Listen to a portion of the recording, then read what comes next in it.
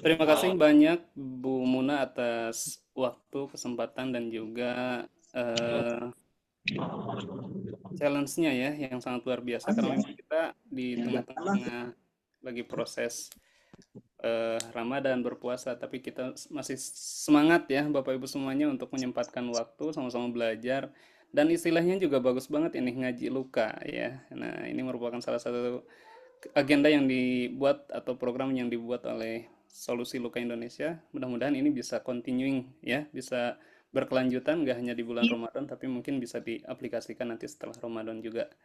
Ya, itu tergantung nanti Bapak Ibu apakah masih semangat atau tidak nih kira-kira. Ya. Nah, oke, baik. Saya coba share ya. Nah, ini kita akan sedikit membahas terkait dengan apa namanya integrasi teknologi ya. Karena memang kalau berbicara teknologi ya kita akan luas, tapi nanti akan digarisbawahi terkait dengan silicon based dressing ya. Untuk apa? Untuk luka-luka yang sensitif, yang rapuh ya, yang mudah sekali mengalami luka kembali ya pas sembuh misalnya. Nah, itu kita akan coba ulas sedikit Bapak Ibu ya, mudah-mudahan memberikan satu insight baru ya untuk teman-teman yang mungkin juga sudah banyak sekali pengalaman dalam proses merawat luka. Oke, karena saya lihat ini para praktisi luka yang sudah pada expert semua nih yang hadir Mbak Muna.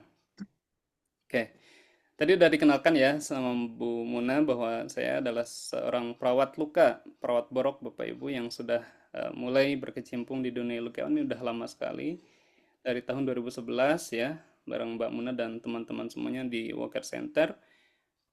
Saya sebagai trainer juga, clinical preceptor, dan saat ini bertugas ya menjadi seorang abdi negara di salah satu rumah sakit di daerah di Kota Sukabumi. Gitu. Tapi kecintaan saya terhadap pun ostomy continence itu tetap saya aplikasikan dimanapun saya berada, Bapak Ibu semuanya. Oke, kegiatan kita hari ini coba akan saya sampaikan terkait dengan anatomi kulit, fase penyembuhan, kulit rapuh atau fragile ya, atau skin tears. Kemudian juga nanti kita akan coba bahas terkait dengan wound silicone teknologi, aplikasinya, dan terakhir adalah summary. Jika kita lihat Bapak Ibu, bahwa anatomi fisiologi kulit itu terbagi ke dalam tiga lapis ya. Ada epidermis, dermis, dan juga hipodermis. Ini sudah pasti paham semua Bapak Ibu ya. Nah, biasanya pada kulit normal ya itu ada salah satu fungsi kulit yaitu sebagai proteksi ya. Proteksi dari apa? Dari segala hal ya. Dari suhu, kemudian juga proteksi dari semikal, benda asing, benda tajam ya, termasuk juga sifat daripada stratum ya di epidermis ini memiliki kemampuan apa waterproof sehingga dia tidak mengurangi water loss dan juga tidak bisa mudahnya gitu ya masuk air ke dalam kulit gitu ya. Kebayang kalau sifatnya nggak waterproof kita berendam mandi juga air tembus ke kulit. Nah, itu ya. Salah satu kemampuan dari kulit Bapak Ibu semuanya. Ya. Nah, di epidermis kita fokus mungkin di epidermis karena tadi bicaranya adalah kulit rapuh ya. Di epidermis sendiri itu ada stratum, ada 5 ya atau 4 stratum corneum, granulosum, spinosum dan basale. Nah, stratum basale ketemu dengan dermis itu dihubungkan oleh membran zone basement atau MBZ ya.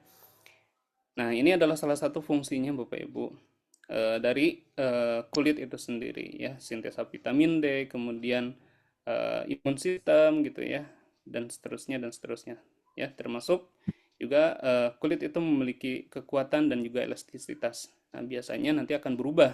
Kapan berubahnya kemampuan tersebut? Pada saat pasien sudah lansia atau sudah dewasa. Nah, jika kita lihat Bapak Ibu berada di foto yang mana sekarang nih kira-kira? Yang hadir di sini rata-rata usia berapa, Bapak Ibu semuanya? Ada yang masih kategori 21 sampai 30? Coba saya cek suaranya dulu nih. Ada Pak. Ada, siapa? Bukan Bu Pak, Muna. Pak ini tapi punten Pak Agung, Ya. banyak yang di bawah bilang suaranya kekecilan. Oh iya, kalau sekarang jelas gak? Di saya jelas sih, tapi tidak ini di Jelas, teman-teman. Oh tapi jelas, kecil, baik. Oh tadi kecil ya? kecil banget. Oh gitu, baik-baik. Mohon maaf. Oke, terima kasih koreksinya Bapak Ibu semuanya ya. Sekarang jelas? Jelas. Oke, Sudah mendingan. sudah mendingan. Oke.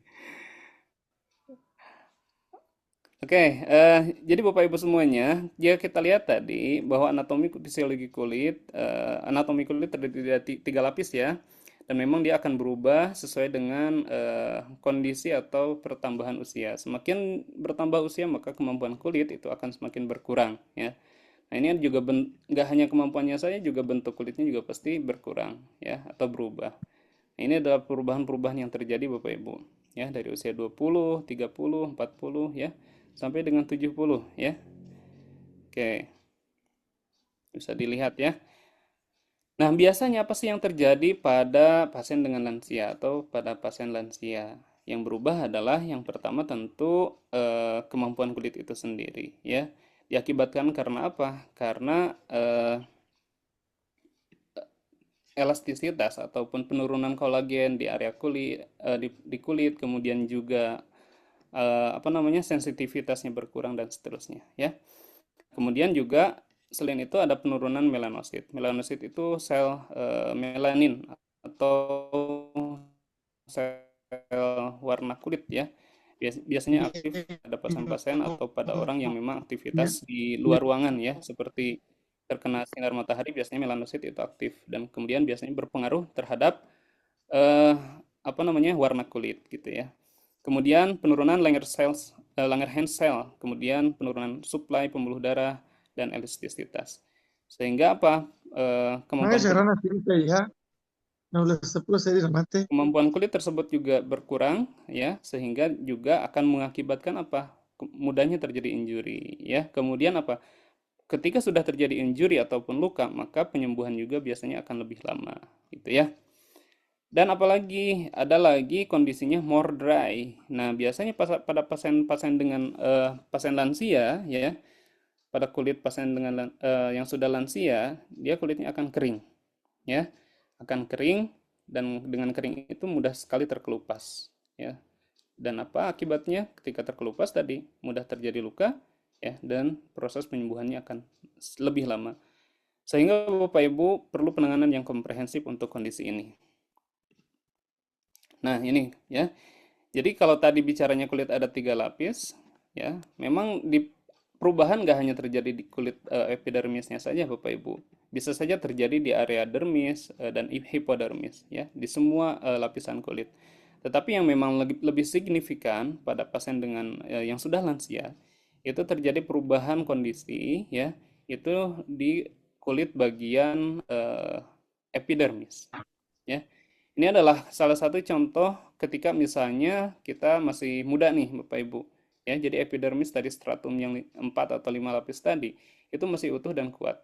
Ya, ini adalah stratum corneumnya masih full ya, masih kayak batu bata tersusun rapih dan kokoh. Tetapi pada pasien-pasien dengan lansia maka kemampuannya akan menurun. Ya, susunannya akan berubah. Ya, kerapatannya juga akan berubah gitu ya, akan berkurang. Sehingga apa? Sehingga terjadinya tadi penurunan kondisi. Nah, kalau kita lihat nih usia Bapak Ibu, tadi kan udah dilihat di gambar ya. Nah, ini adalah diagram pada saat usia biasanya lebih dari 40 gitu ya. Kan ini adalah kulit dewasa gitu ya. Masih normal, masih aktif semuanya, masih efektif kinerja sel kulitnya. Nah, tapi pada misalkan usia di atas 40, maka tadi ada kemungkinan penurunan ya skin integritasnya. Integritas kulitnya menurun ya.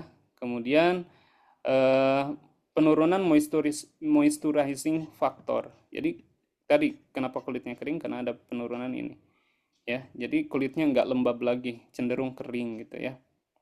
Dan biasanya pakai itu, pakai pelembab Bapak Ibu ya. Harus kita aplikasikan. Salah, bro. Karyawan Oke. istimewa.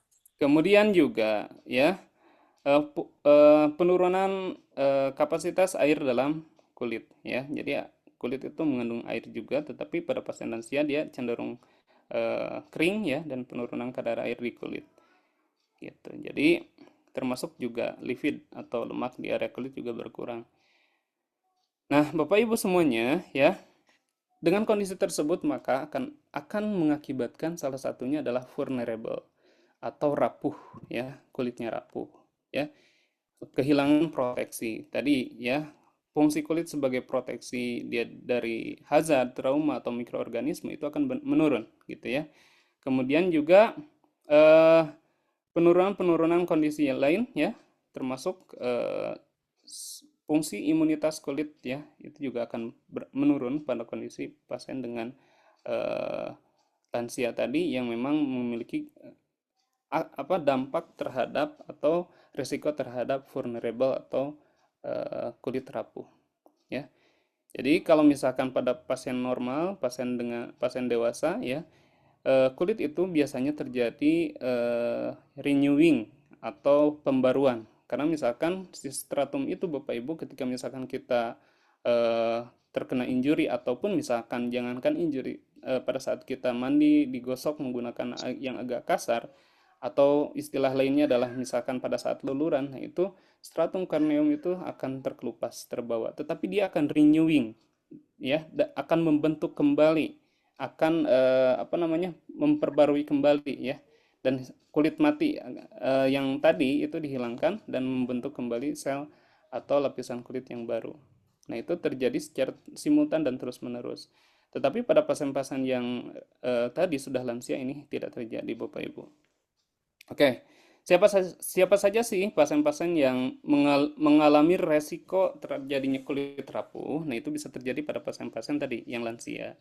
Atau bahkan sebaliknya, pada pasien young children, pada anak kecil atau bayi, nah itu juga sama Bapak Ibu. Karena apa?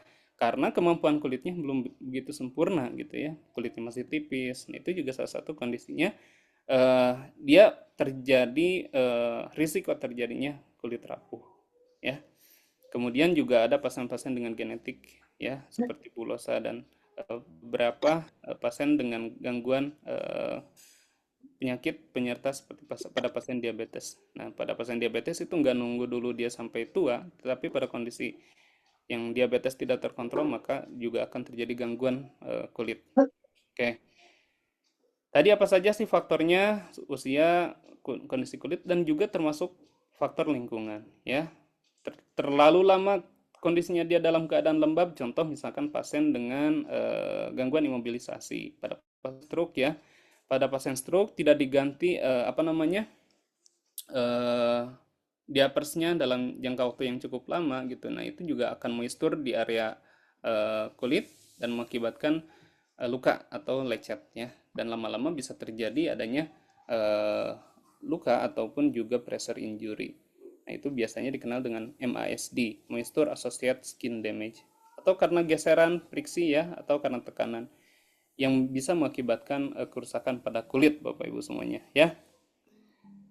Nah, ada lagi istilahnya adalah skin tears. Skin tears ini apa? Yaitu kulit yang fragile, yang mudah rapuh, tadi sama saja gitu ya. Dan memang biasanya terjadi pada pasien-pasien yang memang berisiko ya terjadinya skin tears.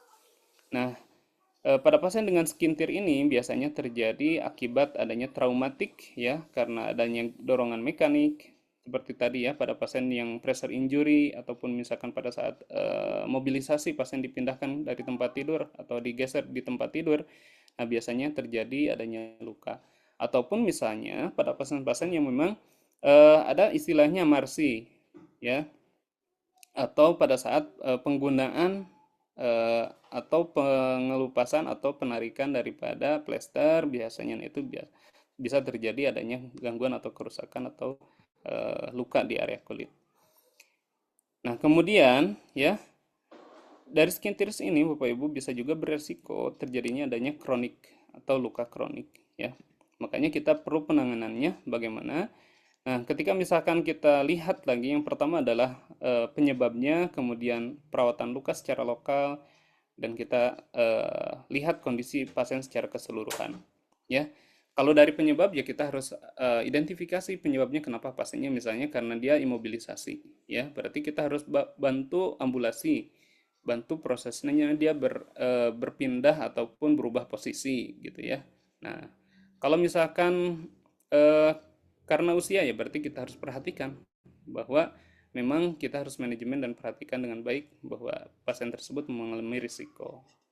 Ya, kalau sudah ada luka kita rawat lukanya dan kita perhatikan kemampuan pasien.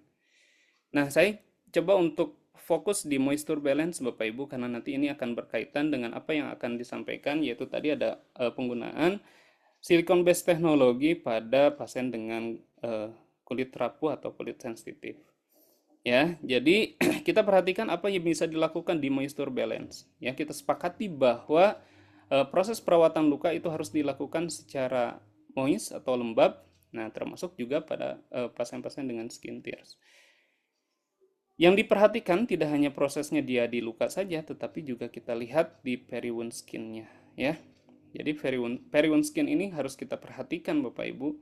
Untuk apa? Untuk mencegah terjadinya maserasi atau dia mencegah terjadinya luka kembali. Karena memang itu yang sering terjadi bahwa luka yang atau sekitar luka yang dibiarkan dan tidak ditangani ya, nah itu biasanya akan mengalami maserasi, akan mengalami kemerahan dan bahkan terjadi luka atau perluasan dari luka itu sendiri.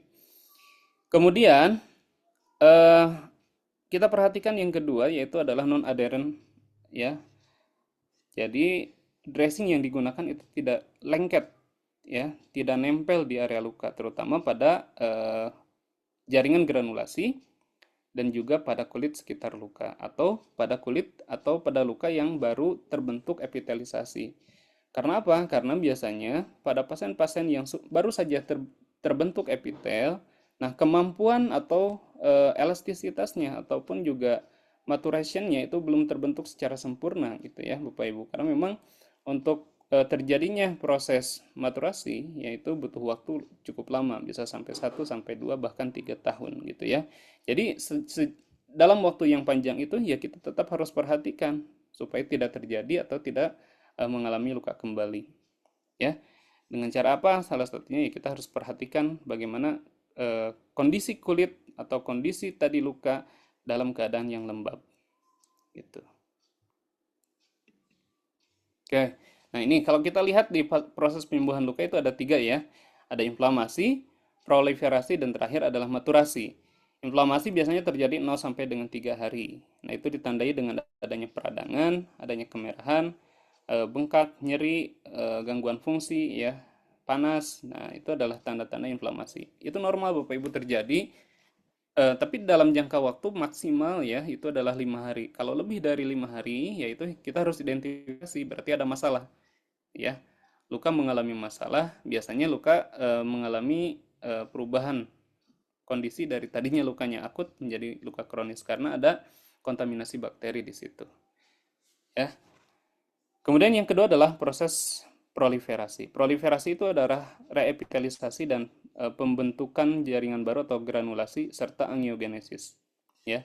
Dan terakhir adalah maturasi yaitu tadi proses pematangan daripada epitel yang sudah terbentuk agar dia kembali seperti semula, seperti kondisi yang kulit sehat Bapak Ibu. Ya.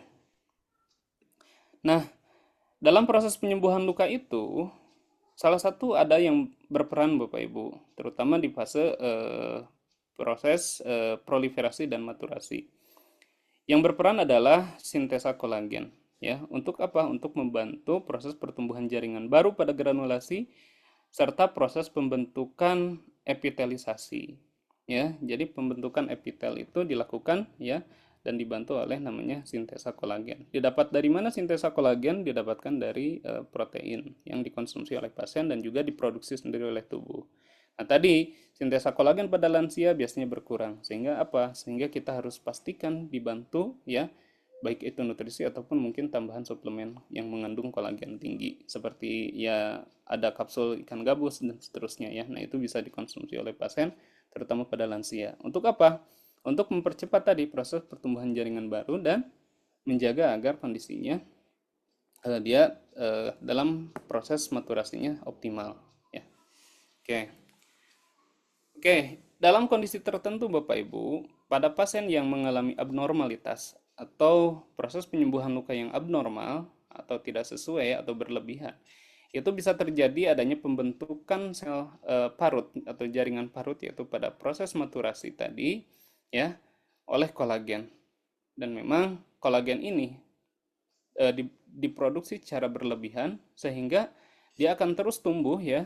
Nah, akan terus tumbuh Bapak Ibu melebihi kulit normal, ya, melebihi atau lebih tinggi daripada kulit aslinya. Sehingga apa? Sehingga terbentuklah namanya keloid atau hyperkeratonik scar.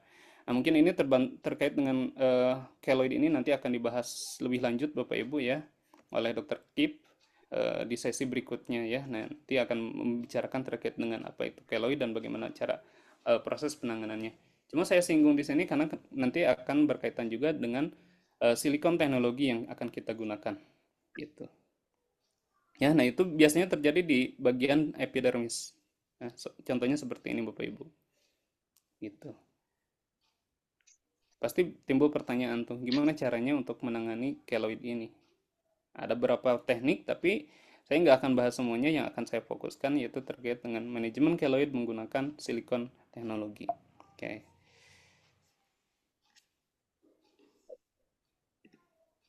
Nah, sekarang kita masuk Bapak Ibu terkait dengan apa itu soft silicon teknologi atau silicon based teknologi. Apalah istilahnya ya, banyak sekali. Tetapi yang perlu kita ketahui adalah bahwa soft silicon teknologi itu adalah merupakan salah satu jenis dressing Bapak Ibu yang sudah ada sejak kurang lebih atau bahkan lebih dari 10 tahun yang lalu. Jadi udah lama sekali ya sebetulnya. Cuma mungkin bagi kita gitu ini belum begitu populer ya karena memang kadang kita mengingat hal itu nggak terlalu penting, padahal kalau misalkan kita pakai itu sangat signifikan terhadap proses penyembuhan luka, ya. Dan memang kadang juga kita melihat harganya mungkin terlalu mahal atau apa gitu, padahal memang itu secara cost efektif nanti bisa kita pertimbangkan dan kita kalkulasikan bahwa itu memang bisa mempercepat proses penyembuhan luka. Oke, tujuannya untuk apa? Penggunaan soft silicon teknologi ini untuk mengurangi atau meminimalisir masalah pada nyeri dan juga trauma pada saat ganti balutan. Jadi si soft silicon teknologi ini Bapak Ibu dia tidak lengket ya, juga sangat-sangat tidak sangat baik sekali untuk kondisi luka, apalagi luka-luka yang memang tadi beresiko terjadinya kerusakan ya, epitel yang baru terbentuk dan seterusnya. Nah, ini bisa menggunakan soft silicon ya. Jadi tadi tidak hanya kondisi lukanya tetapi kulit sekitar luka ya. Dan menciptakan kenyamanan pada pasien pada saat menggunakan dressing tentu karena memang ini soft ya, sangat lembut sekali ya, terbuat dari bahan silikon. Indikasinya untuk apa? Untuk skin tears, abrasi, luka post operasi gitu ya, kemudian luka bakar derajat 2, laserasi, kemudian pressure injury, termasuk yaitu adalah keloid dan hypertrophic scar. Oke. Nah, ada beberapa jenis daripada soft silicon teknologi. Yang pertama adalah silicone wound contact layer, yang kedua adalah absorbent dressing, ya. Yang ketiga ada first line treatment untuk luka dengan risiko terjadinya hypertrophic scar dan keloid.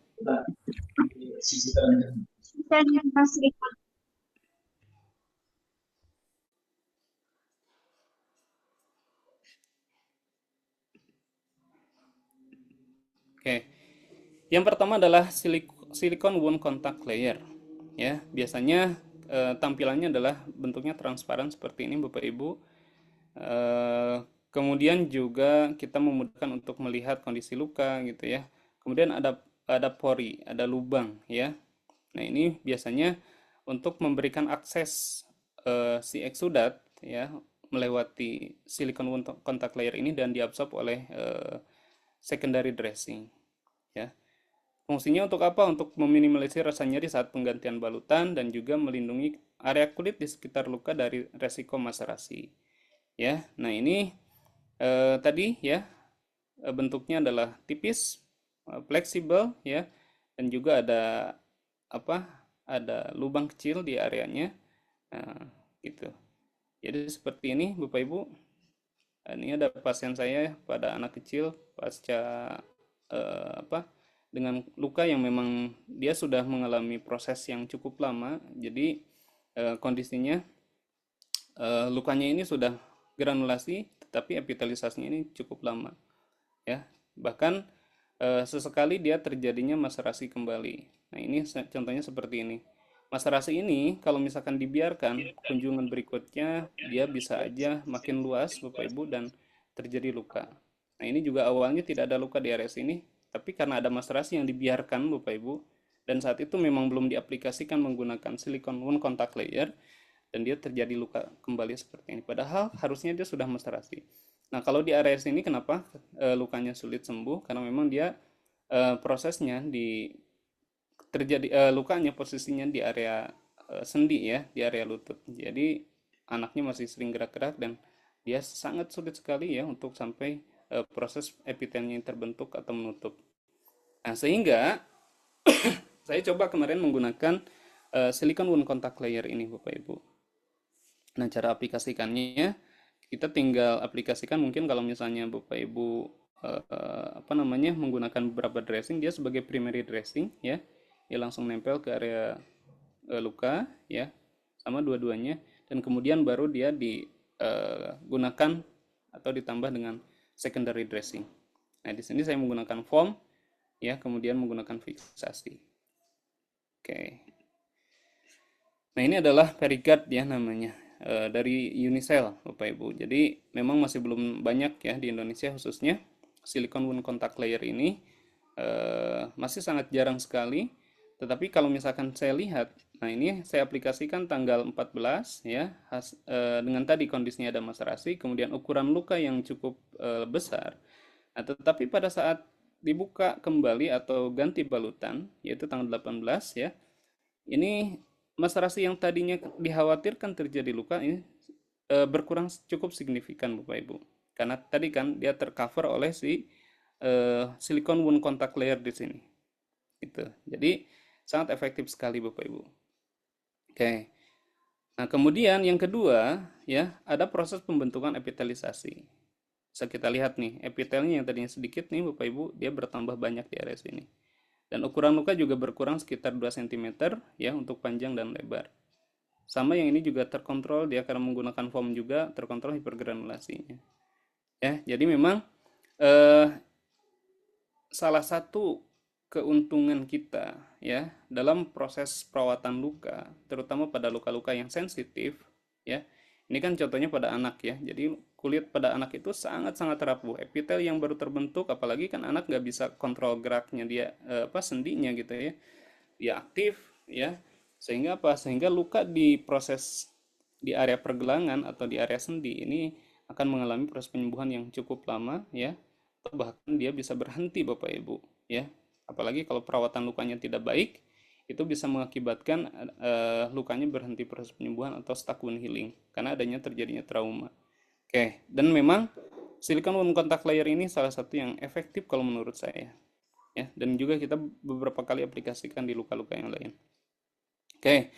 Kemudian yang kedua, ya, silicone wound technology itu ada namanya foam dressing dengan silikon adhesif. Ya, jadi silikon ini dia adhesif tapi tidak memiliki perekat. Adhesifnya itu karena dari silikonnya Bapak Ibu. Jadi kalau misalkan kita pegang, kemudian kita buka, kita tempelin lagi itu masih rekat.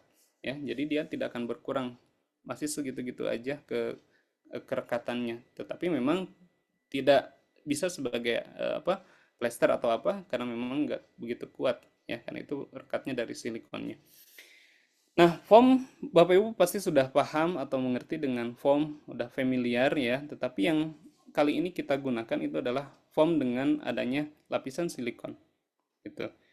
Bedanya tadi bedanya dengan foam yang biasa itu dia tanpa lapisan silikon. Nah, ada lagi foam dressing dengan silikon adhesif.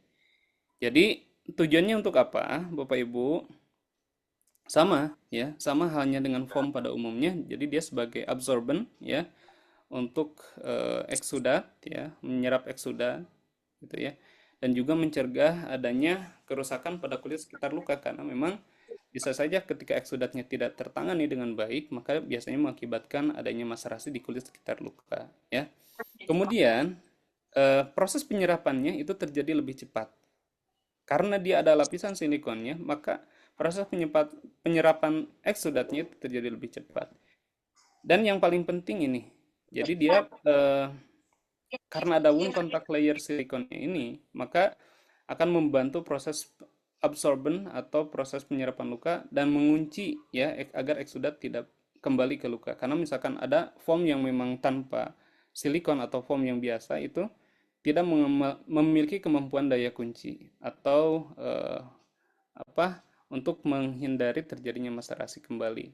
Jadi eksudatnya nggak ditahan di foam tapi balik lagi ke luka yang akibatnya adalah maserasi atau kulitnya menjadi luka kembali. Nah, ini adalah contohnya yang produknya yang dari SLI atau dari Unicell ya. Nah, Bapak Ibu, itu adalah Opticell. Opticell ini ada dua, ada yang border dan juga ada yang non border. Nah, kalau yang border ini ada lapisan luarnya dan juga ini ada lapisan silikon tentunya. Ya. Kemudian ada beberapa lapis Bapak Ibu, bahkan di sini disebut ada kurang lebih 5 lapis ya, 5 layers. 5 layer itu yang paling atas itu adalah waterproof ya, poliuretannya yang waterproof jadi tidak masuk air kayak transparan film. Kemudian ya ada absorption layernya itu ada kurang lebih 3 lapis ya. Dan terakhir adalah lapisan silikonnya. Nah, ini yang bisa mengakibatkan atau bisa menjadikan kondisinya proses absorpsi atau proses penyerapan eksudat terjadi lebih cepat. Kemudian yang kedua ya, kemampuan daya absorbnya atau proses absorpsinya Bapak Ibu, proses penyerapan pada foamnya itu dilakukan secara vertikal. Ya, ini yang paling penting. Kenapa? Karena kalau misalkan dia diabsorbnya horizontal ke pinggir, nah terkumpul di area permukaan foam, bukan di area atas foam. Nah, itu yang mengakibatkan bisa terjadinya maserasi di kulit sekitar luka. Gitu ya. Nah, ini jadi foam yang bagus ya jika kita ujikan atau kita aplikasikan ke luka maka dia absorpsinya atau penyerapannya harusnya secara vertikal ke atas. Diabsorb secara vertikal dan dikumpulkan di lapisan yang paling atas Bapak Ibu. Jadi nanti kekumpulnya di area sini nih. Itu yang ideal, yang baik. Ya, bukan ke samping, bukan di permukaan luka, bukan di permukaan foam. Gitu. Nah, ini contohnya Bapak Ibu kita aplikasikan ya. Dan yang paling penting dari foam, selain daripada absorpsi eksudat juga tadi kan ada silikon wound contact layernya, ada silikonnya, maka dia untuk menjaga adanya maserasi kulit sekitar luka. Ya, nah ini sebelum digunakan atau sebelum menggunakan silikon wound contact layer Bapak Ibu. Jadi kita lihat lukanya kecil ya, tetapi dia mengalami prosesnya maserasi ya di kulit sekitarnya ya, mulai kemerahan dan lecet yang bisa saja ini akan mengakibatkan proses penyembuhan yang lebih lama. Oke, kita aplikasikan ya dengan silikon wound contact layer tadi yang Opticell border dan kita lihat prosesnya ya. Kurang lebih kalau kita lihat dari 13 Januari ini adalah 10 hari Bapak Ibu. Ya, jadi selama 10 hari prosesnya cukup signifikan. Nah, bisa dilihat hasilnya seperti ini. Jadi tidak ada maserasi, tidak ada apa? Trauma gitu pada saat ganti balut dan seterusnya, tidak lengket. Nah, itulah kenapa kita memang harus update Bapak Ibu ya. Walaupun mungkin biaya yang dikeluarkan ini cukup relatif lumayan gitu ya, lebih mahal dibandingkan dengan foam biasa. Tetapi kalau kita lihat ya, perawatan luka yang signifikan ya hanya 10 hari saja ini sampai menutup dari kondisi yang terbuka tadi, ini memang harus menjadi pertimbangan yang kuat dan kita edukasi ke keluarga ataupun ke pasien gitu. Oke. Dan yang terakhir adalah silikon scar dressing. Ya, silikon scar dressing ini tadi adalah silikon yang memang dibuat khusus untuk mengurangi ya atau menghilangkan scar ataupun juga keloid ya. Jadi untuk mengurangi scar ataupun keloid, nah Bapak Ibu salah satunya dan memang kita sebagai wound praktisi kan kalau misalkan pembedahan yang nggak mungkin lah kita lakukan ya, dan memang rekurensi dari pembedahan ataupun juga penggunaan kayak apa kortikosteroid terapi kayak gitu-gitu tuh itu biasanya ada rekurensi kembali, jadi terbentuk kembali keloidnya ya ketika itu nggak dilanjutkan. Atau yang di pasaran itu ada salah satunya apa namanya silikon apa krim. Nah kalau silikon krim katakanlah Dermatix. Nah bedanya dengan silikon scar dressing ini dia akan berada pada permukaan keloid itu dalam jangka waktu yang lebih lama. Jadi nggak hanya dioles aja Bapak Ibu, tapi ini ditempelin di permukaan keloid gitu. Nah, cara penggunaannya ya bisa dipotong sesuai dengan ukuran keloidnya atau scar atau keloid lah ya yang paling sering. Nah, nanti bisa dipotong dan satu lembarnya itu ya, satu potongannya itu bisa digunakan maksimal sampai dengan 21 hari. Gitu. Jadi walaupun mungkin oh ini harganya lumayan gitu. Walaupun ya sebetulnya nggak terlalu mahal juga Bapak Ibu. Ya, karena memang kita coba untuk menyajikan produk perawatan luka yang terjangkau ya. Kalau misalnya bicaranya kita yang produk lama itu ada juga yang satu lembarnya lumayan mahal sekali ya. Bisa sampai 1 juta per lembarnya Bapak Ibu. Tapi yang kita sediakan sekarang oleh SLI itu yang sangat terjangkau Bapak Ibu. Nah, jadi per lembarnya itu bisa dipotong, nanti potongannya itu bisa digunakan maksimal sampai dengan 21 hari. Jadi manajemen keloid ini memang butuh waktu yang tidak sebentar Bapak Ibu. Jadi cukup butuh waktu yang cukup lama, apalagi kalau misalnya keloidnya sudah terbentuk dalam jangka waktu yang panjang. Yang misalkan udah setahun, 2 tahun gitu ya, itu juga nanti akan berpengaruh ke proses penggunaan yang memang harus lebih lama juga. Gitu. Ya. Biasanya 1 hari sampai dengan 4 hari kita gunakan sekitar 4 jam per hari, dan pada saat 5 hari dan berikutnya bisa ditambah 1 atau 2 jam per harinya sampai dengan maksimal 20 jam per hari penggunaan daripada silikon scar dressing. Dan ini bisa dicuci ulang Bapak Ibu ya. Jadi bagusnya itu silikon ya, dia daya rekatnya tidak akan berkurang meskipun dicuci. Nah, nanti boleh dicoba oleh Bapak Ibu semuanya. Oke. Itu saja mungkin Bu Muna yang bisa saya sampaikan terkait dengan update daripada Silicon One Silicon Technology. Oh ya, ini ada video sedikit Bapak Ibu. Nah, ini adalah salah satu penggunaan ya, dan bentuknya seperti ini. Ada 2 macam Bapak Ibu, ada yang clear, ada yang thin. Nah, ini sebelum digunakan ya, bisa dilihat. Oke. Coba rasakan ya.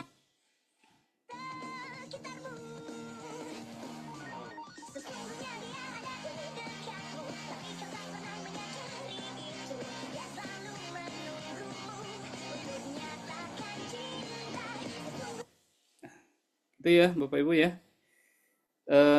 Mudah-mudahan memberikan insight baru walaupun sekilas saya sampaikan, karena memang bahasanya nanti mungkin akan dibahas lebih dalam oleh dokter terkait dengan manajemen keloid dan scar Bapak Ibu di agenda berikutnya ya.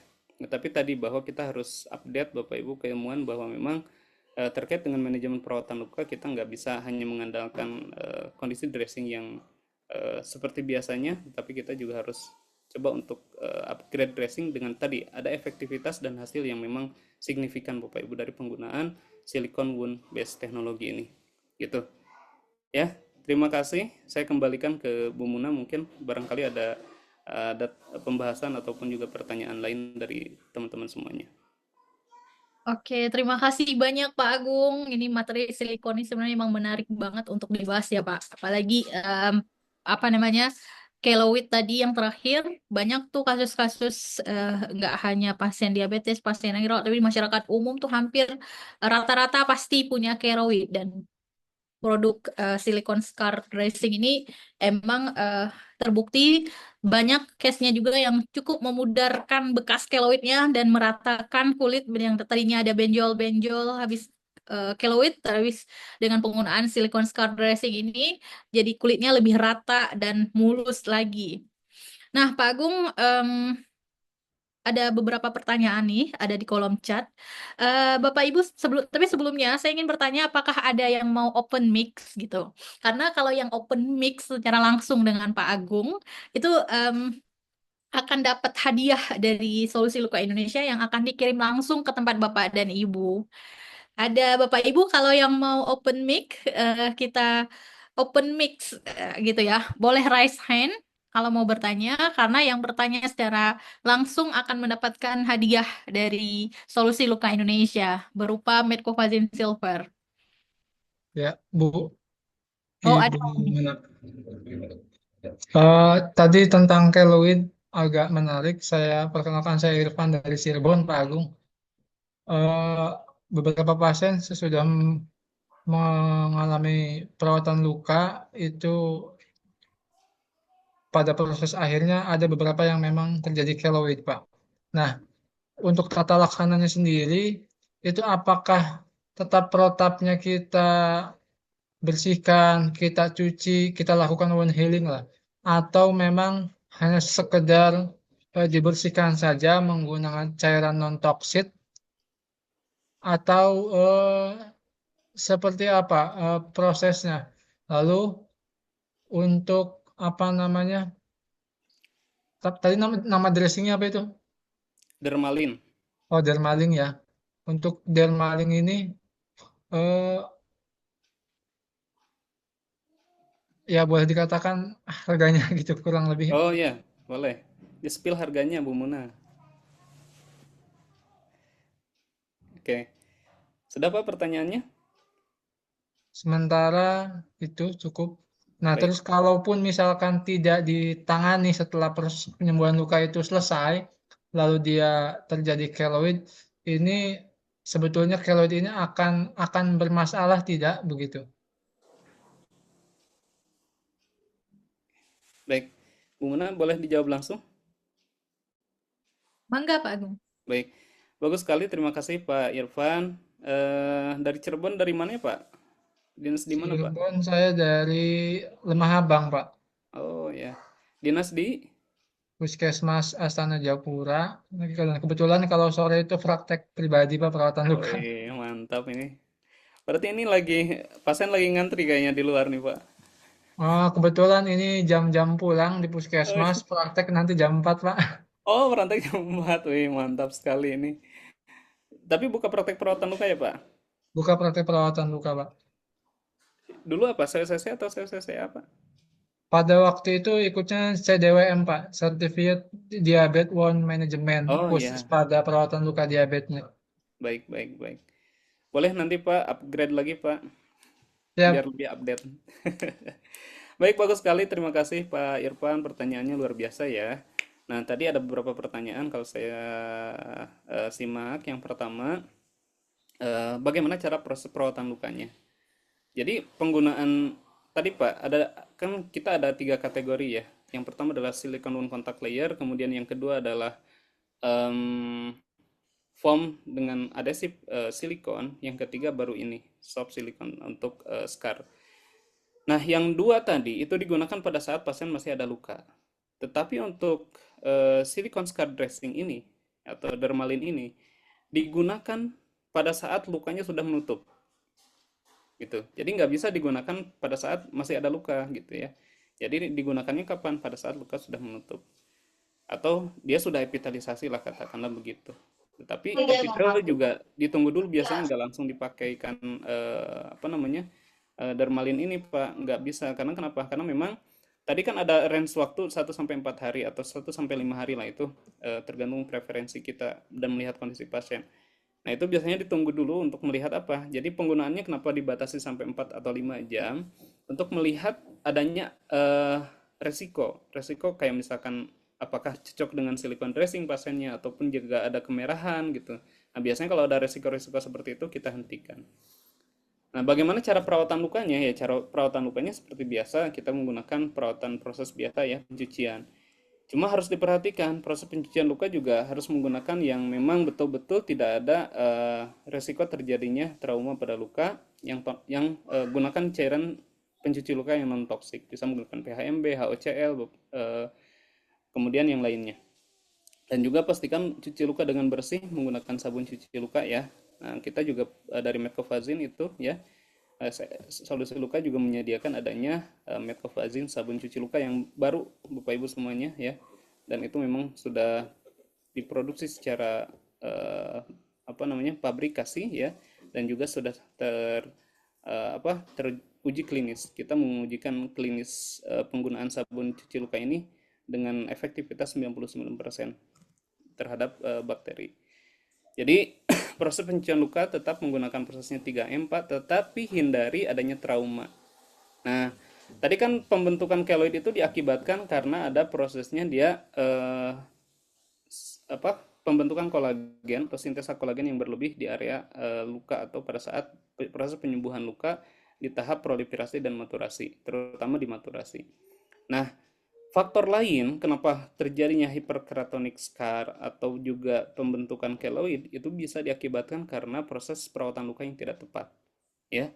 Luka yang dibuat trauma. Contohnya tadi, pada saat ganti balutan, lengket, kan udah proliferasi itu udah merah. Karena lengket terjadilah perdarahan dan akhirnya apa? Berubah yang tadinya proliferasi kembali lagi menjadi inflamasi. Lukanya berulang. Dan jika dibiarkan atau dilakukan secara terus-menerus itu akan mengakibatkan luka menjadi trauma dan pada akhirnya bisa saja pada saat proses maturasinya atau proses pembentukan jaringan epitelnya itu mengalami gangguan ya atau masalah yaitu adanya scar ataupun juga keloid. Kalau dari proses perawatan lukanya gitu. Terus tadi yang kedua ya apa pertanyaannya? Berapa harganya ya? Nah, harganya mungkin bisa disampaikan oleh Mbak Muna nanti. Ya, Ya, boleh chat admin aja Pak, admin chat soal. admin Kemarin aja.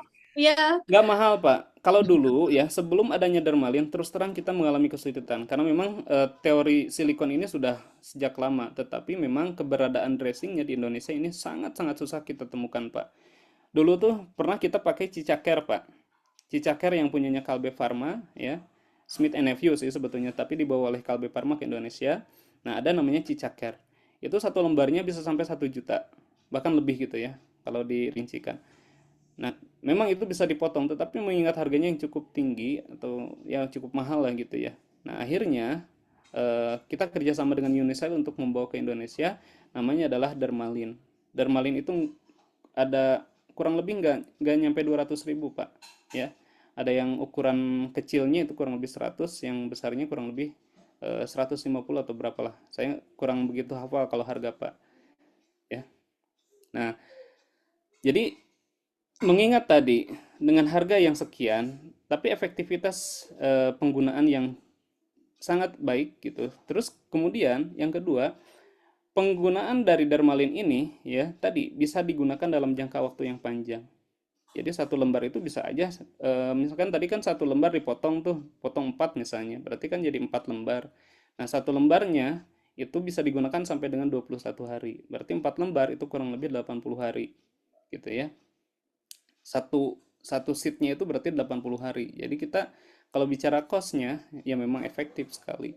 Terus yang kedua Bapak Ibu, ya ingat bahwa penggunaan silikon scar ini tidak bisa digunakan hanya dalam beberapa waktu saja. Tadi kalau dilihat di video ya, itu bisa digunakan 2 bahkan sampai 3 bulan atau bahkan lebih. Di jurnal itu ada beberapa literatur yang menyatakan bahwa penggunaan silikon scar sheet ini bisa sampai 6 bulan bahkan 1 tahun. Gitu ya. Jadi mungkin ini nyambung dengan pertanyaannya dari Bu Novitri ya, Mbak Muna ya. Yang siapa yang tadi yang sudah 10 tahun tuh? Oke, siap. Terima kasih Pak Agung atas Baik, informasinya. baik sama-sama Pak Irfan. Senang. Fitri Nah, Wahid. Itu tadi bagi Fitri mau open mic ya? Sudah merah. Mau bertanya langsung dari buat Bu Fitria. Mm-mm. Oke. Monggo, Kak. Silicone dressing apakah bisa digunakan pada luka yang sudah 10 tahun lebih ya? Nah, biasanya memang kita identifikasi Bapak Ibu penggunaan silicone scar sheet ini efektifnya ya digunakan pada pasien-pasien dengan adanya keloid yang di bawah 1 tahun biasanya. Itu sangat cepat sekali proses pengurangan atau proses hilangnya si keloid tadi. Tetapi jika lebih, nah itu tadi tergantung pertama adalah kondisi pasien, terus yang kedua adalah lama penggunaan. Ya mungkin bisa dicoba Bu ya, kalau misalkan kita mau pakai silicone scar sheet ini dalam jangka waktu yang lama, bisa mungkin tadi ya bisa sampai 4 bulan atau 5 bulan atau bahkan 6 bulan. Ya, karena mengingat lukanya yang sudah bekas lukanya yang cukup lama. Tetapi sejauh ini karena dia eh, bisa digunakan dalam jangka waktu yang panjang ya, jadi efektif untuk proses penghilangan atau pengurangan keloid di luka. Baik, terima kasih Pak. Itu kalau boleh tahu bekas luka apa, Bu?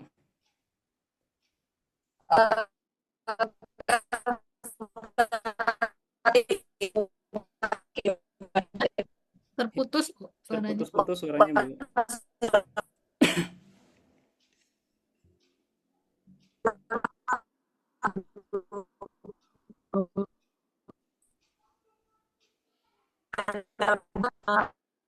Suara di saya hilang-hilang ya, Mbak Muna? Iya, di saya juga.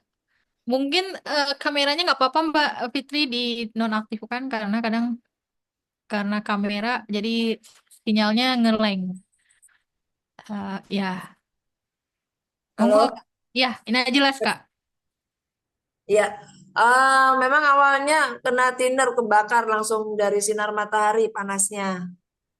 Terus perawatannya pagi sore itu pakai masih dengan NaCl waktu itu. Terus saya mengusahakan agar tidak, karena memang benar-benar satu punggung kaki ya, dua-duanya itu Pak Agung. Kemudian mau nggak mau, jadi pas udah selesai perawatan lukanya, jadi kaki bebek. Satu ruas jari jari kaki menempel semua satu dengan yang lain. Begitu, Pak. Oke. Berarti itu bisa akibat karena proses perawatan sebelumnya mungkin ya, Bu ya? Kalau untuk lukanya sih bagus ya, cuman kok keloidnya itu memang sangat lumayan tebal. Hmm, Untuk hmm, hmm. telapak kakinya juga sih. Oke. Tadi Bu, proses perawatan luka terutama di area jari ya. Nah, kita ada istilahnya untuk memisahkan setiap ruas jari itu harus dipisahkan biasanya pakai dressing, jadi pakai pemisah. Nah, Oh, paling efektif memang menggunakan foam agar tidak nyambung, Bu. Karena memang tadi kan granulasi itu nggak tahu bahwa dia itu adalah jari gitu kan. Jadi dia tumbuh aja, nanti nyambung dengan satu dan lainnya terbentuklah kayak tadi gitu ya. Mungkin kedepannya kalau ketemu kasus luka yang seperti itu bisa dipisahkan gitu. Jadi setiap jarinya dipisahkan ya. Apa namanya untuk menghindari adanya perlengketan antar jari. Terus yang kedua untuk keloidnya di area punggung kaki dengan kondisi 10 tahun. Ya, mungkin bisa diaplikasikan dulu Bu, dicoba eh, menggunakan silikon dermalin ini. Nah, bisa menggunakan silikon dermalin ini, tetapi tadi kalau misalkan memang agak luas, ya kita ada yang ukuran yang agak lebar gitu ya, nggak pakai yang kecil. Kalau tadi diaplikasikan yang di video itu yang kecilnya, gitu. oh, Kalau mau boleh diaplikasikan, tetapi tadi karena mengingat waktu yang sudah cukup lama ya dari proses penyembuhan luka dan terbentuknya keloid, mungkin penggunaannya juga akan lebih lama, baik. gitu. Baik, Pak Agung, Bu Munat. Baik. Ya. Terima kasih Kak Fitri. Jadi emang semakin usia keloid semakin lama juga prosesnya mungkin akan semakin lama juga untuk dia kempes dia sebenarnya kayak kempes dulu gitu Bu. Lunak dulu ya Pak Agung ya jaringannya. Iya. Kayak ketarik gitu lunak. Jadi mungkin akan proses lama. Nah, ini Pak Agung di kolom chat sebenarnya udah ada pertanyaan lagi dari Kak Noverti. Mm-mm. Novitri, Sofiani, Escape Nurse, Pak Agung, ini saya bertanya, saya sedang menangani kasus serupa, setiap ganti balutan selalu bleeding. Nah, ini kayaknya lebih ke balutan perigat ya. Nah, jika kita menggunakan Mm-mm. perigat sebagai primary dressing, untuk secondary, apakah harus ditumpuk alginate dan foam? Mohon pencerahannya, Pak Agung. Oke, baik. Sebetulnya sama, kasus saya tadi juga adalah kasus yang memang sangat sensitif sekali kulitnya gitu ya. Kalau lihat riwayatnya itu sangat luar biasa pasien tadi itu. Apa namanya, proses penyembuhannya juga cukup lama dan memang ada risiko perdarahan juga. Kita sebelumnya menggunakan apa namanya, alginate sama foam karena untuk menghentikan perdarahannya ya. Perdarahan itu biasanya terjadi pada saat ganti balutannya dia lengket Bu Fitri. Tetapi setelah menggunakan apa namanya si silikon Perigard ini ternyata memang eh, tadi pertama minimalisir terjadinya pendarahan karena memang sangat betul tidak lengket ke permukaan luka, ya. Jadi tidak ada risiko perdarahan, ya. Dan yang kedua, apakah misalkan masih menggunakan foam? Kebetulan waktu itu saya masih menggunakan foam karena memang ada risiko terjadinya hipergranulasi. Dan untuk memfiksasi betul bahwa si silikon wound contact layer ini berada pada posisi yang sama di permukaan luka, jadi nggak berganti atau nggak berubah gitu. Karena kan itu nggak nempel, Bapak Ibu. Jadi tetap saya boleh menggunakan foam, ya. Ditumpuk nggak masalah. Jadi tadi kan si silikonnya sebagai primary dressingnya, sebagai yang langsung ke luka. Nah, di atasnya boleh menggunakan secondary dressing atau fiksasinya. Itu. Tetapi nanti dikaji lagi kalau misalkan memang pendarahannya masih aktif, ya, berarti memang harus menggunakan kalsium alginate. Boleh ditambah kalsium alginate, di atasnya boleh foam juga kalau hipergranulasi. Gitu. Tetapi kalau misalnya ternyata bleedingnya ini bisa diatasi oleh si Perigard, ya, karena pada saat ganti balutan nggak nempel, nah berarti cukup hanya menggunakan Perigard sama foam. Atau opsi keduanya, boleh juga menggunakan foam yang ada silikonnya sebetulnya, Bu. Gitu. Tapi kalau untuk luka yang sensitif kayak tadi tuh, lebih prepare menggunakan Perigard. Oke, jadi setelah luka dibersihkan, jadi Pak Agung ya, saya mengkonklasikan ya. Jadi pertama kita menggunakan Perigard sebagai primary, baru di atasnya kita timpa lagi dengan alginate dressing ataupun foam, baru difiksasikan. Begitu Pak Agung. Apakah Betul. boleh kita menggunakan topikal seperti metcopazine atau zinc cream lainnya Pak Agung atau hydrogel? Boleh, nggak masalah. Tetapi yang pasti biasanya kita aplikasikan nggak terlalu tebal, Mbak Muna. Gitu. Hanya untuk menciptakan kondisi moist saja. Oke, Gitu. jadi yang Karena pertama kalau sekali kita lihat, ini kan diaplikasikan ke luka-luka yang udah granulasi ya, bukan berarti luka yang masih hitam kuning kan nggak bisa. Udah merah kan. Biasanya saya aplikasikan menggunakan metcopazine yang red ya, tipis, kemudian Perigard, kemudian foam, atau misalkan ada risiko pendarahan boleh alginate. Gitu. Semoga Bu Novi tercerahkan ya Bu dengan jawaban dari Pak Agung. Jadi kebayang dan Bapak-Bapak Ibu semua. Baik Bapak Ibu, apakah ada Pak Abu Aisyah, Bapak Abu Aisyah, apakah pengen open mix? Boleh juga ketika mau open mic karena yang open mic nanti dapat hadiah. Ah, mu- Mungkin dibacakan sama saya saja. Baik. Bismillah, izin bertanya Pak, apakah ada golden periode untuk efektivitas penggunaan silikon scar pada case keloid? Oke, tadi golden periodnya kalau bisa sesegera mungkin sih. Kalau kita udah curiga nih, pasca luka sembuh kan, kalau misalkan luka udah nutup gitu kan, normalnya sih luka ini nggak ada masalah gitu, nutupnya biasa, kulitnya tenang gitu, kulitnya baik, bagus sesuai dengan kondisi kulit semula, mungkin tinggal warnanya aja yang berubah ke kulit semula.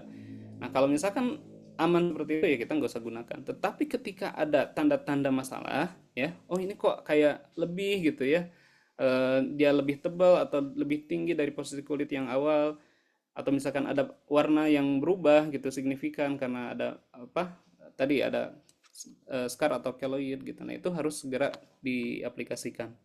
Ya, biasanya muncul dalam 1 bulan aja bisa muncul keloid itu, Bu. Atau di bawah 1 bulan. Ya, jadi kita aplikasikan si dermalin ini sesegera mungkin. Gitu. Jadi golden periodnya ya kalau bisa saat ada keloid, di saat itulah kita aplikasikan. Makanya kita butuh edukasi tuh ke pasien yang udah sembuh.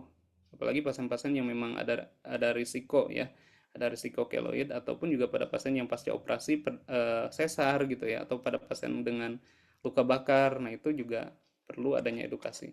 Pokoknya kalau misalkan ada tanda-tanda bermasalah atau timbulnya keloid, di saat itulah kita langsung aplikasikan, dan biasanya proses sembuhnya atau penggunaannya juga akan lebih cepat ketimbang yang tadi udah setahun lebih, 2 tahun, 3 tahun, atau bahkan lebih. Gitu. Oke, terima kasih Pak Agung. Jadi penggunaan keloid dermaline tadi itu Ya. segera setelah luka benar-benar tertutup ya 100%. Jadi langsung bisa diaplikasikan keloid Dermaline maksudnya, sorry, silicone scar dressing. Jadi untuk mengurangi terbentuknya keloid tadi. Em, nah, bagi Bapak Ibu yang butuh silicone scar dressing, bisa hubungi Solusi Luka Indonesia. Bapak Ibu, apakah ada lagi yang ingin bertanya dengan Pak Agung? Mungkin di luar pembahasan silikon juga Pak Agung cukup eh, Cukup sering terkena luka, cukup sering ya merawat luka karena merawat luka.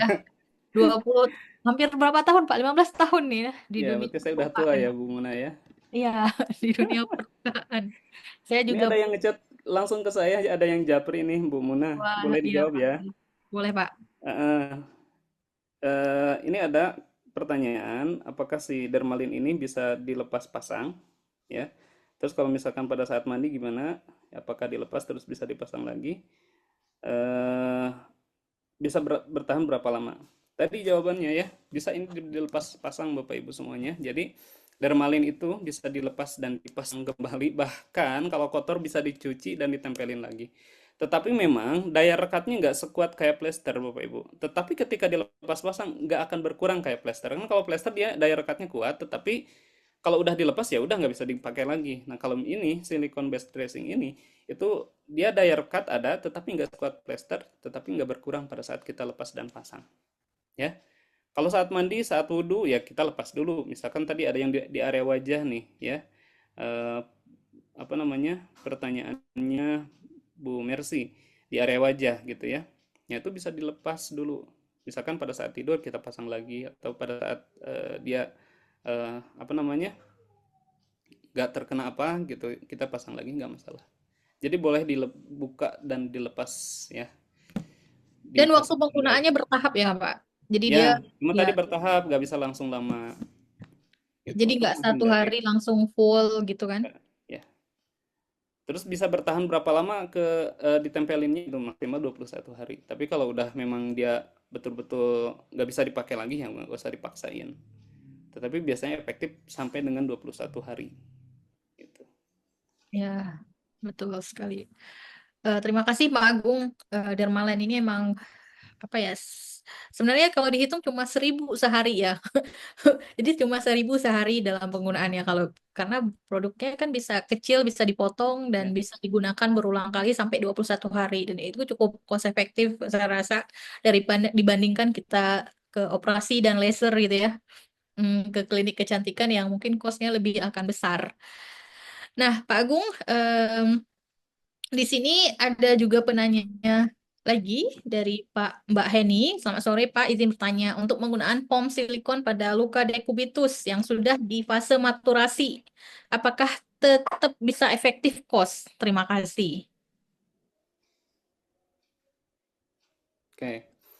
Nah, ini berkaitan dengan cost efektif lagi pertanyaannya tentu kalau misalkan kita bicara cost ya ada biaya lebih karena memang apa silikon sep teknologinya Bapak Ibu.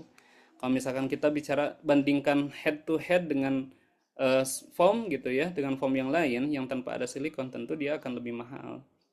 Gitu. Walaupun mahalnya nggak signifikan sih. Ya mungkin beda beberapa puluh ribu gitu. Tetapi Bapak Ibu ingat tadi urgensinya kita untuk memproteksi luka dan peri-wound skin itu sampai sejauh mana, terutama pada pasien-pasien yang beresiko. Contoh misalkan person injury, kan itu walaupun misalkan udah menutup lukanya, udah epitel, itu ada risiko kembali, ya, ada risiko terjadi luka kembali. Makanya sebelum dia betul-betul matur, belum betul-betul matang, ya, remodelingnya belum sempurna, maturasinya belum sempurna, ya kita harus proteksi tetap. Ya, proteksinya bisa dua. Yang pertama adalah pertahankan kelembaban dan kita lindungi kulitnya menggunakan skin protection. Dalam hal ini saya sering pakainya adalah menggunakan transparan film spray, Bapak Ibu. Transparan film tapi yang spray. Yang kedua, kalau dia masih ada tanda-tanda kemerahan, tadi ada risiko terjadinya luka, ya kita harus proteksi menggunakan foam. Karena kan dia masih untuk sebagai bantalan offloading juga menggunakan foam bisa. Dan yang kedua adalah soft silicone teknologinya yang memang untuk mengurangi terjadinya apa namanya maserasi atau kulitnya terjadi luka kembali.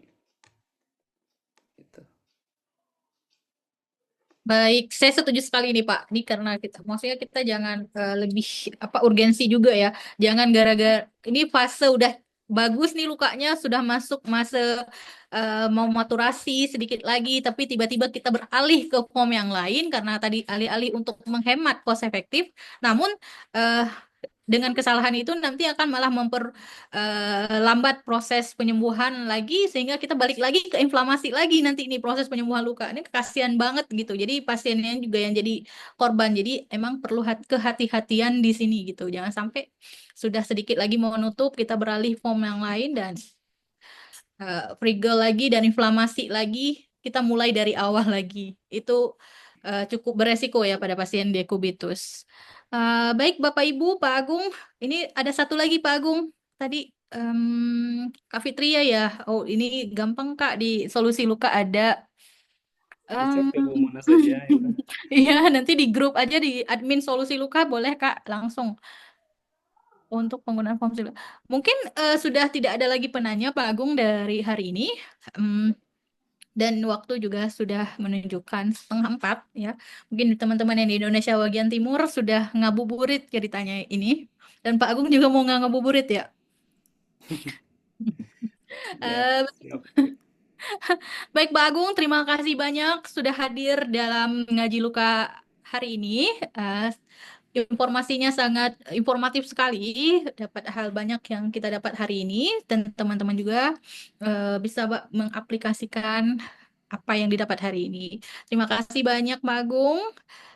Terima kasih kepada Bapak Ibu semua yang sudah hadir di Ngaji Luka. Bapak Ibu, kita besok juga masih ada 3 hari lagi dengan Pak Khairul Bahari. Jadi Bapak Ibu mohon kesediaan untuk hadir lagi di acara Ngaji Luka keesokan akhir harinya. Untuk itu saya akhiri pertemuan ini. Saya ucapkan Alhamdulillahirrahmanirrahim dan Assalamualaikum warahmatullahi wabarakatuh. Assalamualaikum warahmatullahi wabarakatuh. Aduh.